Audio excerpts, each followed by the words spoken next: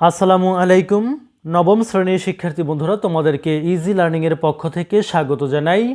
আজকের ভিডিওতে তোমাদের নতুন বাংলা বইয়ের পৃষ্ঠা নাম্বার 134-এর সমাধান করে দিচ্ছি। অর্থাৎ 134 পেজে 6.1.6-এ যে কাজটুকু করতে বলা হয়েছে, যে কবিতার কাঠামো বুঝি, এখানে বলছে যে বৃষ্টি কবিতাটি পড়ার পর নিচের ছকটি পূরণ করো।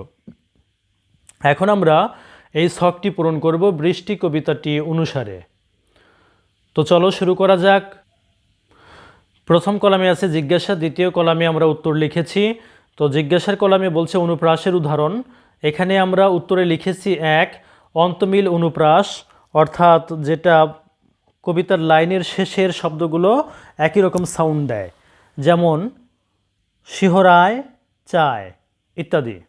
2 পুনরাবৃত্তি অনুপ্রাস। এটা হচ্ছে যে একটা লাইনের মধ্যে যে বর্ণ যে শব্দগুলো থাকে এর মধ্যে বর্ণের পুনরাবৃত্তি, যেমন এখানে দিক শব্দে দ, দিগন্ত শব্দে দ, এরপরে দেখে শব্দে দ পুনরাবৃত্তি ঘটেছে। উপমার উদাহরণ, রুগ্ন বৃদ্ধ ভিখারির রগ উঠা হাতের মতন।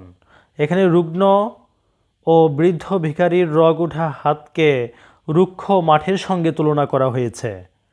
লয়ের প্রকৃতি, কবিতাটির লয় ধীর গতির। ছন্দের ধরন, কবিতাটি অক্ষরবৃত্ত ছন্দে লেখা। তো প্রিয় শিক্ষার্থী বন্ধুরা, যদি ভিডিওটি ভালো লাগে অবশ্যই শেয়ার করে দিবে। ধন্যবাদ সবাইকে সাথে থাকার জন্য।